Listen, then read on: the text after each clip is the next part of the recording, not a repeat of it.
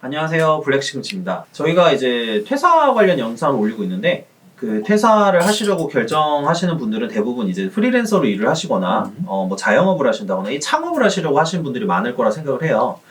물론 이직을 위해서 퇴직을 하는 경우는 좀 예외지만요. 그래서 저희가 이제 실제로 해보면서 겪었던 것 중에 좀 시행착오를 좀 줄이셨으면 하는 바람에서 처음에 첫 창업 때 좀 조심해야 될 부분들에 대해서 좀 말씀을 드리도록 하겠습니다. 특히 이제 첫 창업을 하게 된다면 보통은 이제 1인 창업이 많을 수 있잖아요. 혼자서 뭐 스마트 스토어를 연다든지 아니면 조그마한 자기 특기를 살려가지고 가게를 오픈한다든지 아니면 말씀해 주신 건 프리랜서로 이제 그렇죠. 서비스업을 제공해 준다든지 네. 이래서 사실 피해야 할 것들이 꼭 있거든요. 있어요. 항상 실수하시는 것들이 참 많긴 한데 네. 그 실수하는 것들을 저희도 실수를 했고 그를 통해서 배운 게 있기 때문에 여기에 대해서 좀 확실하게 말씀을 드릴 수 있을 것 같아요. 네, 맞아요. 그래서 저희가 일단은 이제 준비를 한 게 첫 번째는 고정비를 줄여라. 그 부분에 대해서도 상당히 중요하게 다루는 부분이고 저희도 진짜 이제 몸으로 체감하면서 느끼고 있는 맞아요. 부분들인데 네. 일단은 첫 번째 고정비 중에 가장 대표적인 게 월세입니다. 월세.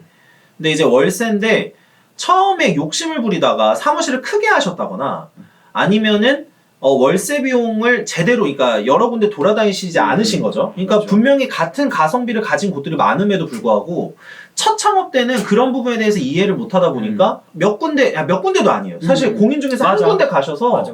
거기서 그냥 하라는 데를 그냥 하시는 경우가 네. 있어요. 그리고 이상하게 많이 현혹이 되세요. 공인중개사가 말을 하면 왠지 이게 금방 나갈 것 같고 맞아. 내가 이게 아니면 절대 안 될 것 같아 라는 생각을 많이 하시게 되는데 꼭 그러지 마시고 발품은 팔면 팔수록 좋고 시장의 공급과 수요가 다 있기 마련이기 때문에 유일한 나의 공간이라고 생각 안 하셔도 좋을 것 같아요. 네, 그래서 요즘에는 프리랜서 하시거나 1인 창업할 때 집을 이제 하셔가지고 하는 경우가 있는데 제가 사실 블로그를 운영하고 있는데 거기에서 이제 임대차 계약서 작성법이나 이런 걸 해놨어요. 그래서 나중에 이제 이 부분도 알려드리긴 할 겁니다. 예, 실제로 부모님 집에 살고 있어도 임대차 계약을 할 수 있잖아요. 네네네, 가능하죠. 네, 그런 식으로 뭔가 이거 사업을 하면 무조건 사무실 필요하라는 편견부터 일단 네. 거두시는 게 좋은 것 네, 같아요. 맞습니다. 이제 대표적으로 그래서 이제 이 월세 부분이 고정으로 계속 돈이 나가는 거기 때문에 처음에 시작했는데 제가 얼마 벌지를 모르는 상황에서 굉장히 큰 부담이 돼요. 맞아요. 그리고 저희가 이 비용 얘기를 안 할 수가 없는 게 비용을 만약에 쓰다 보면은 계속해서 멘탈이 무너집니다. 그렇죠. 사업적으로 뭘 하려고 했던 게 계속 방향이 틀려져요. 맞아요. 네, 그래서 이 초반에 그 비용 관련해서 좀 조심을 하셔야 나중에 멘탈 유지하는 데도 도움이 되시고 그 사업을 해가지고 하나하나 좀 해보시면서 천천히 가셨으면 하는 바람에서 일단 월세 부분을 좀 충분히 알아보시고 하시거나 1인 창업이신 경우에는 집에서 시작하셔도 나쁘지 않다. 오히려 집에서 시작하는 걸 추천드리는 바입니다. 오히려 그 정말 뭐 자영업 같은 요식업이 아니라면 집에서 서비스직을 제공할 수도 있고 충분히 커넥션이 요즘 다 되잖아요. 그렇죠. 코로나 상황 때 더 좋아진 거 오히려 직접 만나지 않아도 신뢰를 서로 구축할 수 있다는 장점이 생겼거든요. 얼굴을 줌으로 보여주거나 아니면 메시지 몇 개만으로도 충분히 좋은 거래가 성사되니까 내 사업은 사무실 없으면 사람들이 우습게 보고 성사 안 해주면 어떡하지라는 생각은 절대 거두시고 제가 실제로 2년 동안 프리랜서를 집에서 한 경험이 있는 사람이라서 이건 믿고 그렇게 진행하셔도 좋을 것 같습니다. 여기에 조금 하나만 더 하자면 저희가 고정비 얘기를 했다는 거는 반대로 생각하면 이런 이야기가 돼요. 고정비가 높은 사업은 초기 창업에 적합하지 않다도 되는 겁니다. 그렇죠.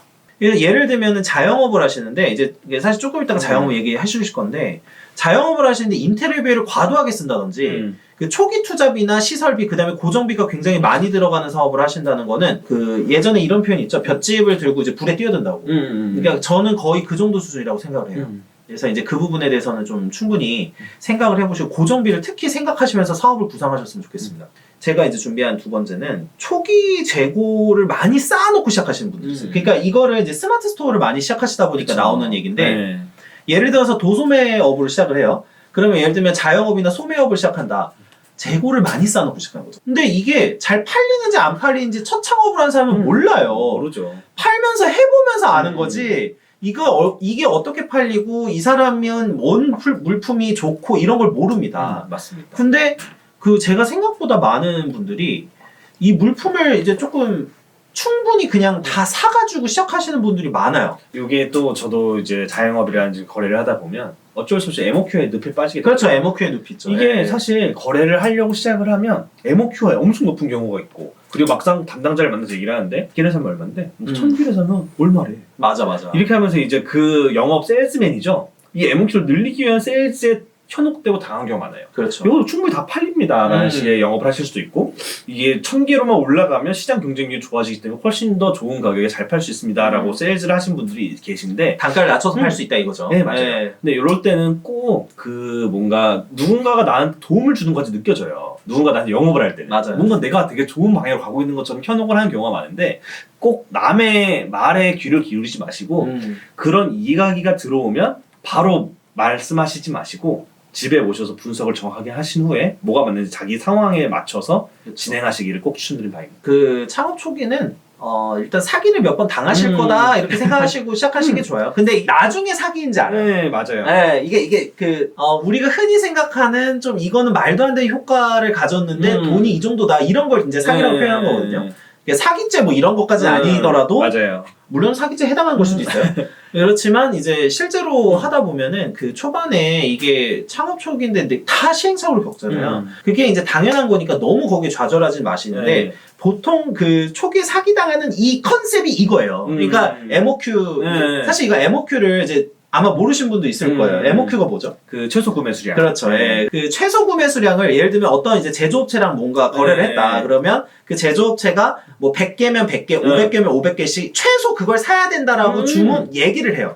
그러니까 나는 그 정도를 살 거 아니면 안 판다 이거예요. 이 뜻이에요. 그래서 이제 이런 거를 문제를 삼는 경우가 있어요. 그래서 MOQ가 없는 기업은 거의 없고, MOQ가 있다고 보는데, 이제 거기에 따라서 판단을 하셔야 된다는 거죠. 맞아요. 근데 이때 이제 잘못 넘어가면 갑자기 안 팔리는 거 1,000개씩 들고 와서 이제 집에 쌓아놓고 이제 영원히 못 파는 상황이 발생할 수 있다. 맞습니다.